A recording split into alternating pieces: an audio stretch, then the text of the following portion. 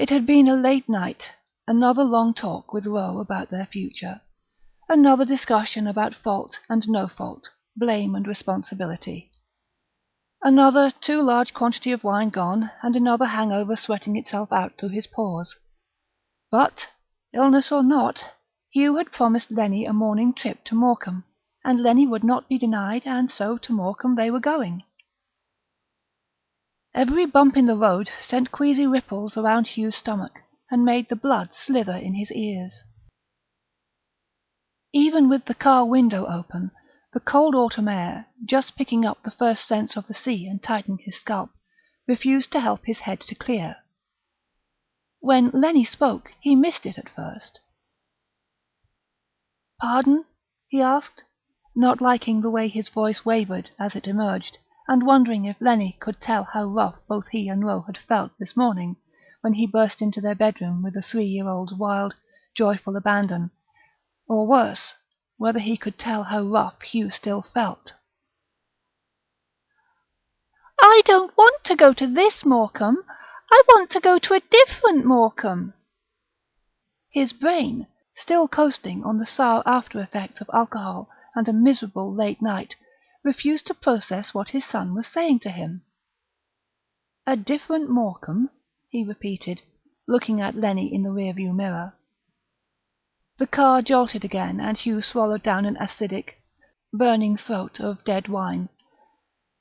Just visible at edge of the reflection in the mirror, his son stared solemnly at him and said again, "I want to go to a different Morecambe." "Well," said Hugh, "there's only this Morecambe to go to, Lennie. You like Morecambe, don't you?" "Yes, I just want to go to a different one today." Hugh didn't respond immediately.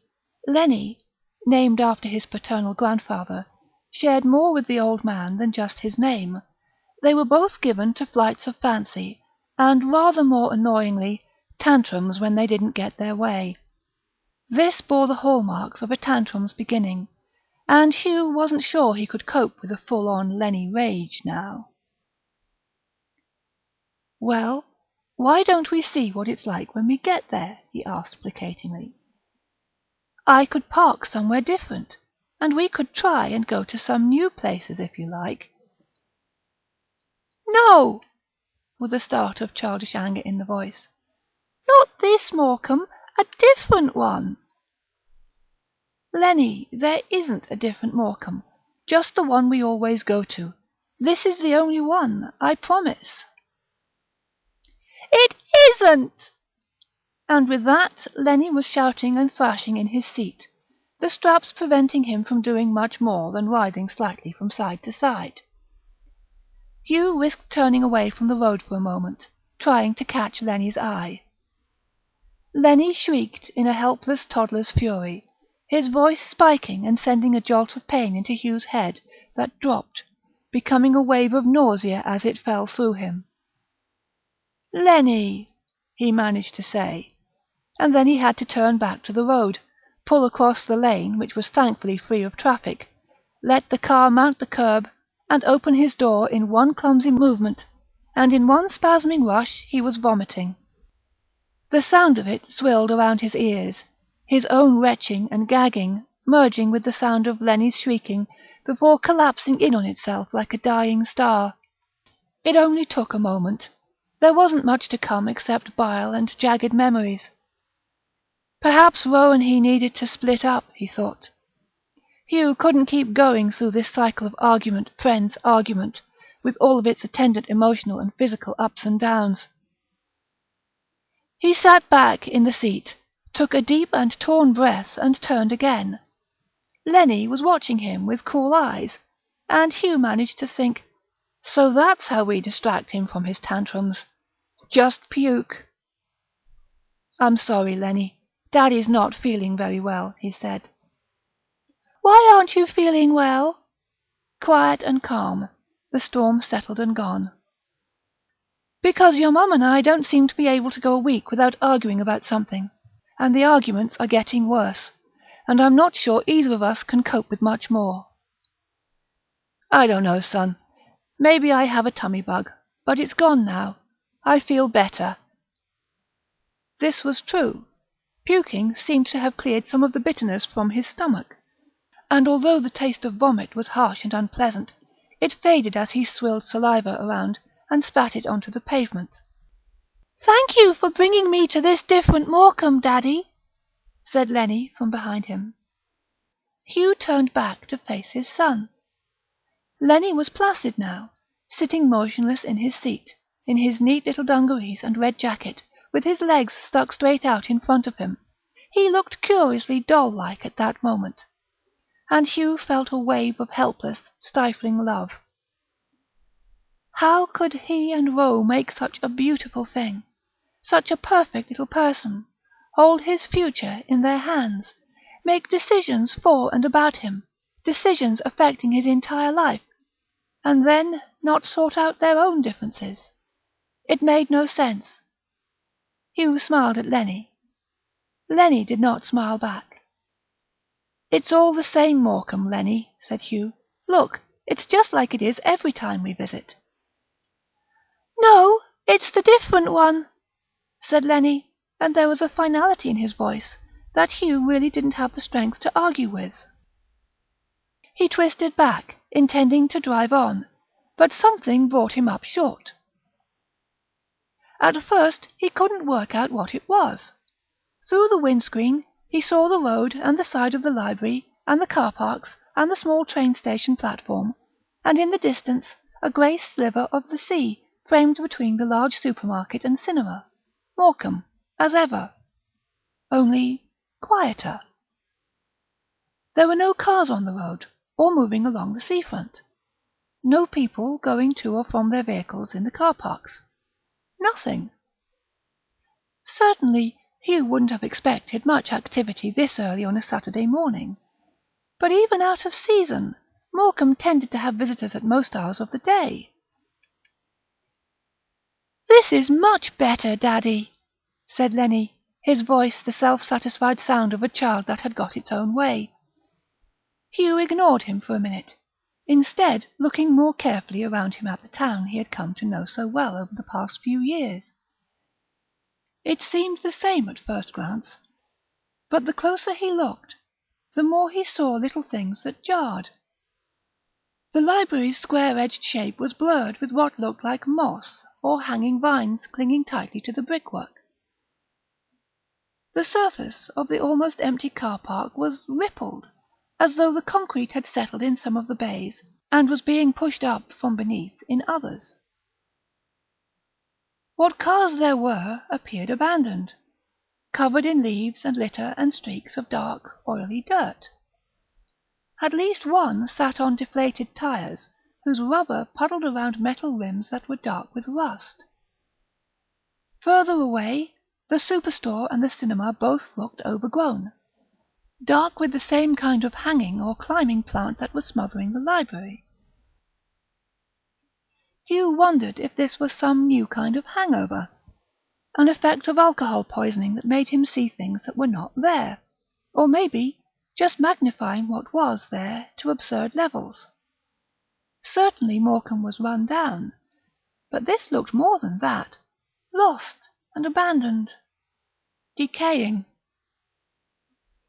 Hugh went to pull the door shut, seeing as he did so his pool of vomit on the floor. It had already dried and formed a skin over itself, had darkened so that it looked weeks old rather than minutes. He stared at it carefully. No smell reached his nose from the pool. Beyond it his saliva had also dried, leaving just a stain on the dusty pavement. He wondered briefly whether it was a result of dehydration, then dismissed the thought as ridiculous. Dehydration caused his headache. It wouldn't make his puke or spit dry any faster. This is stupid, he thought angrily. I'm spooking myself because I've got a self-inflicted injury, nothing more. I should learn to control my drinking when I'm arguing with Ro, and if I can't, then I should at least learn to take the consequences like a man. He put the car into gear and pulled out into the road, driving carefully and looking straight ahead until he had passed the car parks with their deserted cars and uneven surfaces, and fat, white, questing roots, gathering in the sunken bays and shimmering out from gaps in the concrete. Roots? No, he had seen nothing of the sort. It was just rubbish blowing across the concrete apron, or some odd effect of the sun making shadows or shapes that moved as he passed, made worse by his misfiring senses. I'm not safe to drive, probably, he thought. We need to stop and get out of the car before I crash. A walk will definitely do me some good. Hugh pulled into the car park he and Lenny used on their trips out. It was past the library, nearer to the sea than the shops, but, like the earlier ones, it, too, was almost empty. There were a couple of cars huddled on its far side, close to the back of the Winter Gardens Theatre, but he ignored them. There were no roots coming out of the cracks in the concrete, and although its surface was uneven, it was no worse than normal. Normal. Hugh liked normal. "Can we get out, Daddy?" said Lenny, startling Hugh. "Certainly can," replied Hugh with a cheerfulness he did not feel. He still could see no movement, no people walking about, no birds in the sky. Even the clouds that hung above their heads, dirty grey clusters that looked like sodden kapok, were still. When he got out of the car, his feet sent dull sounds across the open expanse of ground that returned from the theatre's rear wall in flat, empty plosives. The noise of him opening the boot and getting out Lenny's buggy, taking Lenny from the car and installing him in the buggy, and finally locking the car, settled into the air around them, reflected in toneless whispers by buildings that were themselves a flat monochrome, not far removed from the colour of the sky above them. "Do you want to put the money in the ticket machine?" "No, thank you." Hugh crouched by Lenny, peering at him. Usually Lenny loved to put the money in the slot, laughing as each coin fell into the machine's guts, and then pressing the large green button that produced their ticket. Today, however, he simply sat in his pushchair and stared about him, a faint smile on his face. "Hey," said Hugh gently. "Are you okay? Does Daddy get a kiss? Are you sure you don't want to help me get a ticket?" "No," replied Lenny, emphatic, peering over Hugh's shoulder. "I'm looking." It wouldn't have mattered anyway. The ticket machine slot was rusted closed, the black strip clustered with an orange bloom that resembled ferrous moss. The digital display was dark, and the pricing information sign next to the machine streaked with oil or some other heavy, dried liquid. Hugh gave up trying to push his money into the slot, deciding that if the council expected him to pay his parking fees, they ought to at least ensure that the machines were working. Besides, he didn't like the way the coins were coming away from the slot streaked with rust, and he liked even less the way the rust transferred itself to his fingers and wouldn't rub off, instead leaving pale orange patches on his skin that felt slimy and unpleasant. Walking away from the machine, pushing Lenny, Hugh tried again to come up with some rational explanation for what he was seeing and experiencing. Perhaps there was some event happening that he had not heard about, and everyone was attending. No, not everyone would go. Besides, the superstore that he and Lenny were just passing as they moved towards the seafront would still be open, and it was not. Its illuminated sign was dark, and the great revolving doors shut and still. One had a cracked star across its glazed face, brittle fragments of glass hanging from the damaged section and littering the ground in front of it. The cinema was no better. Its doors were shut and filthy with mud, and dust had obscured the foyer beyond and reduced the large advertising stands to formless shapes that lurked just at the edge of Hugh's perception. When he leaned closer to the panelled door, trying to peer through the dirt and make some sense of what he could see, he glimpsed the food counters and ticket desks. The desks were hazy with dust, and the trays behind the clear counter of the food stall were black with some kind of fungus that spilled out around the perspex and crawled down the counter and onto the carpet below. Had the cinema and the store closed, and Hugh missed the news about it? Morecambe was definitely moving, developing and growing, but things shutting, being abandoned. Had he and Ro really been so mixed up with each other that they had missed such major changes happening on their doorstep? Surely not. "This is fun, Daddy," said Lenny unexpectedly. "I like this Morecambe more than the other one for now. I'm glad we came." Lenny's voice sounded odd. Normally, God, for something normal, thought Hugh miserably. He was an excitable child, serious about things, although never less than joyful. But the voice coming from the buggy in front of him was somehow flat and withdrawn, emotionless. Hugh leaned forward over the top of the buggy so that he was looking down on Lenny. Upside down, his son's face stared back at him, his eyes pale against skin the colour of old parchment. "I don't think I like it," replied Hugh. "It's very quiet, isn't it? Perhaps we should go home and play a game." "No, Daddy," said Lenny patiently, and Hugh had the oddest feeling that their roles had been reversed, and that he was the younger person there and Lenny the older one. "We'll find people soon, or they'll find us. You'll see. This is a much better place than usual." As he spoke, Lenny's face grew animated for a moment, a great smile stretching his lips to reveal a mouthful of small, white teeth. Hugh nodded carefully, aware of the pulsing, thick waves of the hangover still beating in his skull. "Okay. We'll go up around the corner and we'll see what's happening, but if things don't change, we're going home. Deal?" "Deal," said Lenny, but the excitement in his voice never seemed to reach his upside-down, unblinking eyes. Around the corner, and they were on the sea-front, Lenny silent and observant in his push-chair, while Hugh pushed. As they walked, he became more and more uneasy. Even here, where usually there were throngs of people, the roads and pavements were empty. The sea-front kiosks and stores were closed, their windows covered by grilles in whose slotted faces leaves and paper stuck, and against whose bases more rubbish gathered. The beach beyond the sea-wall was empty too, the sand unmarked by footprints. It was a strange colour, as if it had faded in bright sunlight or been too long in the water, and had some of its vibrancy leached away. The sea itself was a dank grey, its surface untroubled by waves and lying smooth and glassy. Hugh had never seen the ocean in Morecambe like that before. It looked unnatural, painted and artificial rather than the moving, energizing thing it usually was. The whole place looked false somehow, as though they had stumbled into a film set, made to scale, but with all of its angles subtly wrong. Things at the corner of Hugh's eye looked just out of kilter, resting against each other in ways that they should not, as if the construction had been made by someone who had seen pictures of Morecambe, studied it, but never been there, and never seen how its buildings and streets and walls connected.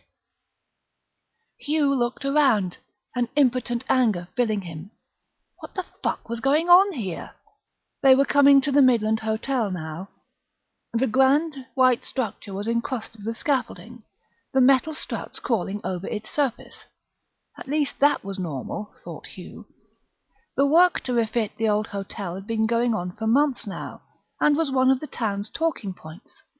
Boards around the perimeter showed pictures of how the hotel would look when it was finished, but the actual work was hidden from view apart from the top few floors. It was supposed to look half-formed, yet even here things seemed wrong. In recent weeks the old hotel had been repainted or resurfaced, and the newly white walls had gleamed behind the scaffolding cover like a tooth behind a brace. Now it was darker again, streaked with grey and green patches that looked unhealthily damp. The surrounding boards had warped, and one or two had come loose from their neighbours, revealing at the front of the hotel an expanse of cracked concrete and flower beds choked with brambles and dead twisted plants. He did not know why, but Hugh also had the distinct impression that the scaffolding had become brittle, would collapse if the least weight were placed upon it. They left the Midland behind them without speaking, which was itself an oddity. When they had walked past the Midland on earlier trips, Lennie liked to tell Hugh what he thought was behind the wooden barriers, coming up with wilder and wilder ideas that made Hugh laugh. To-day he passed it in silence. Hugh, looking down surreptitiously at his child, saw that Lennie's eyes were fixed firmly on the sea, ignoring everything that they walked past. There was a grin playing at his lips, but it was one Hugh didn't like. It looked hungry, and hard, and anticipatory. Lennie's tongue poked out from between his lips, and in the dull light it looked too dark, black, where it should have been at worst a deep, fleshy red. Then, as though becoming aware of Hugh's attention, Lennie looked up and smiled more broadly. "I think we'll see people soon," he said. "Do you? Who? What people?" asked Hugh. "People," Lennie repeated, as though that explained everything. "You said you wanted to see people. You will soon." "How do you know?" "Can't you hear them? They're not far away now." Abruptly Hugh wheeled about, turning them back the way they had come. He began to walk fast, not letting himself run, but coming close to it. The whole place was wrong. The look of it, the feel of it, and the smell of it were all wrong. There was no sea scent, no salt or water odours, just a smell of rottenness and decay that had been building as they walked.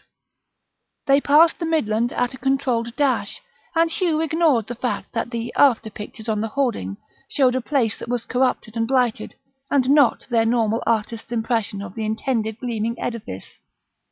Lennie began to giggle as his buggy bounced up and down, but it was not the giggle of a happy toddler. This sounded as though it came from some other place, from some other person, someone taut and humourless. "Son," Hugh gasped as he rushed, "please tell me what's wrong. Please." "Nothing, Daddy," replied Lennie, only his voice was harsh and sharper than it should have been. "We came to the different Morecambe, just like I asked. Thank you, Daddy." Hugh tried to ignore the changing timbre of his son's voice, just as he had ignored the things he had seen, and was trying to ignore other sounds he could hear. Try as he might, however, he could not help but hear them. There was a distant rustling and hissing, the sound of feet shuffling and stepping along, the murmur of voices. After his experiences of the previous minutes, Hugh would have expected to be glad to hear the sound of other people. But he was not. The rhythms of the noises were wrong, as though there were too many legs trying to walk, and not enough space for them to walk in. The murmur of voices rose and fell, but in it were rumbles and cries that sounded like no recognizable words. He wanted to be gone from this Morecambe, back to the banal miseries of his life with Roe, where their arguments were about money and sex and domestic chores, where Lennie was a cheerful child, whose voice wasn't rasping and raw, and where Morecambe was a seaside resort finally beginning to win the battle to reinvent itself for a new kind of tourist. Hugh fled back, heading for his car, and for the life that he knew, even if he didn't like it. "There are people coming, Daddy," said Lennie, his voice harder than it had any right to be. Hugh let out a cry when he heard it, keeping his eye on his car, and his mind on the thought of escape. If he could drive back to the place where this had started, he could get home, get Lennie back, get away. Something had happened when he puked. He had brought them somewhere, so reversing their trip would surely allow them back. Wouldn't it? Wouldn't it? He fumbled his keys as he approached the car, dropping them in his haste to point them at the vehicle. Bending to pick them up, his face came level with Lennie's. Hugh let out a tiny, torn cry when he saw his son close to. His face was desperately pale, and veins like worms rippled across his forehead. Like everything else around them, he was wrong. Lennie, but not Lennie. His son, but not his son. He looked distorted, pushed out of shape from within, sweating and sickly. but with eyes that glittered with a horrid, terrible darkness. "Where's my son?" said Hugh, still scrabbling for the keys. "I'm here, Daddy. Don't you recognise me?" replied Lenny in his proper Lenny voice, childish and high. "Why don't we wait here for the people?" "What people?" And the keys were in his hands, and Hugh was pressing the button to release the door locks and opening the door. "The different Morecambe people, silly! They're almost here!" Hugh did not respond. Hurriedly he unbuckled the unprotesting Lenny and moved him to his car seat. Even if, God forbid, it was not his son, he could not leave him behind. Hugh could take them back. Lenny could be his son again. He could! Lenny, watching with a detached expression on his shifting, changing face, said, "What's wrong, Daddy?" "Shut up!" Lenny started to cry, fat tears rolling from his eyes down towards his jutting bottom lip, a gift from Rose's side of the family. The sobbing sounds were good, almost real, but not real enough.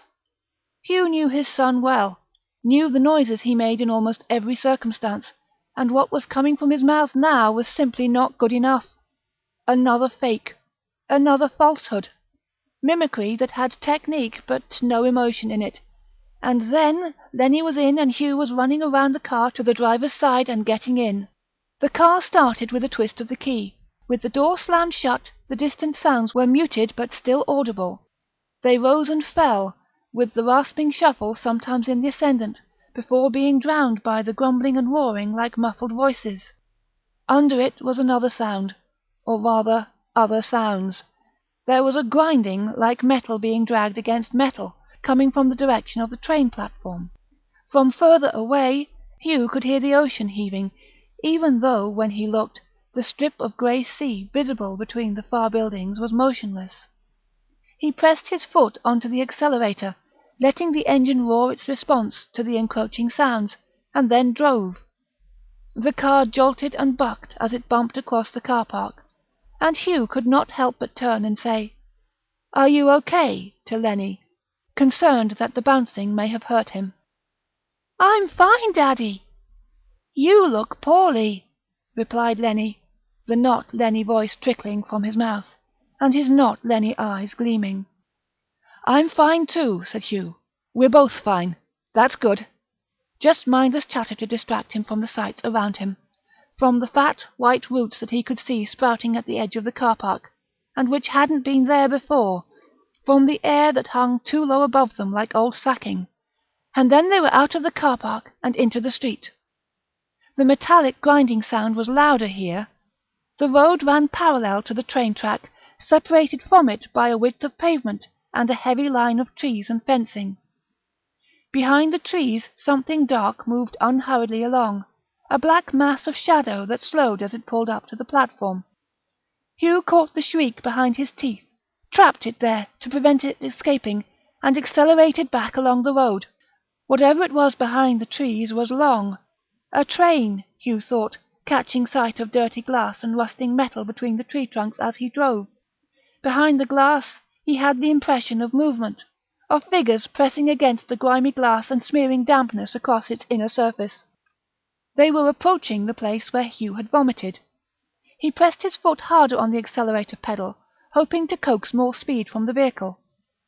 Lenny laughed from behind him, an empty sound against the throated growl of the engine. Hugh did not look around. The car sped up, rolling past the darkened pile of puke on the pavement. Hugh clenched himself, tightening his grip on the wheel and praying with his whole body that he could get back, go home. For a moment, just the briefest of moments, there was a flicker in the air and Hugh saw Morecambe, his Morecambe. It flashed with colour, loud with energy and movement. The buildings were solid, unadorned with plant growth, the roads smooth and solid. No train moved behind the trees, and no white roots rippled their way across the car park. There were people! Hugh shouted, a cry of triumph, and then Lenny hissed and the image fell in upon itself, crumpling away to a grey nothing. The different Morecambe rushed in to fill the space it had left, its bleak walls gathering in around Hugh as he brought the car to a shuddering halt. He craned around, staring out through the rear window, hoping to see the remnants of the brighter place. But it was gone. Lennie giggled again, bucking in his seat as mirth shook his tiny body.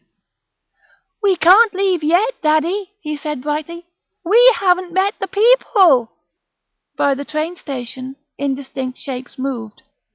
They milled out from the entrance, spreading like oil to fill the street.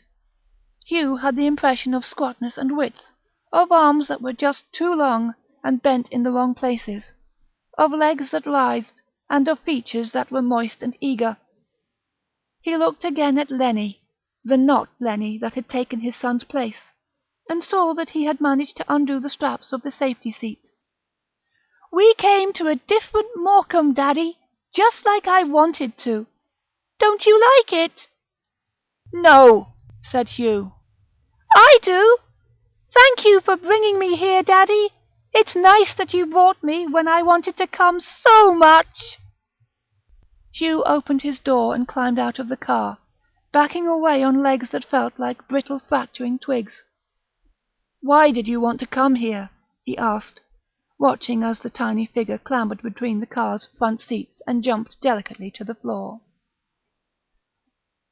"Because we've been here so long," said the not Lennie, no longer making any effort to sound or act like the Lennie that Hugh had helped create, that he loved with all his being. His voice was hoarse, and the poor beautiful flesh of Hugh's son was already distorting into a new shape. "We made a different Morecambe, and we try to use it just like you use your one. But it's not the same. No one comes here, so it's empty apart from us, and it's not as good as your Morecambe. It feels different, and it smells different because we can't make it like you do. We can't make it work. We can't make proper colour. We can't make it real. Where's Lennie?" "I'm Lennie, Daddy," said the thing in front of him, in a tone of mock indignation. It grinned again, its lips stretching far, too far back from teeth that were still small and white, but were now too numerous. "Don't you recognize me?"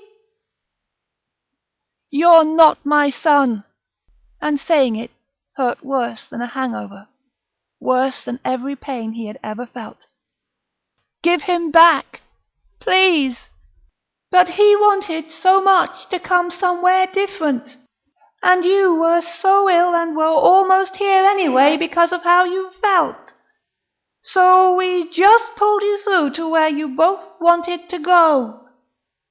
You're the first ones we've managed. Do you like our different Morecambe?" "No!" "Don't be nasty. It might not be as good as your Morecambe, but we did our best, even though we're not made for creation, only other things. We watched for so long, kept seeing the other Morecambe but couldn't get there no matter how hard we tried.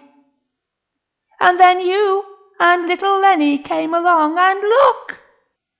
You helped us make a door now so we can go through and finally visit yours.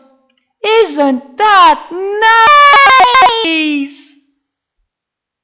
The crowd gathered.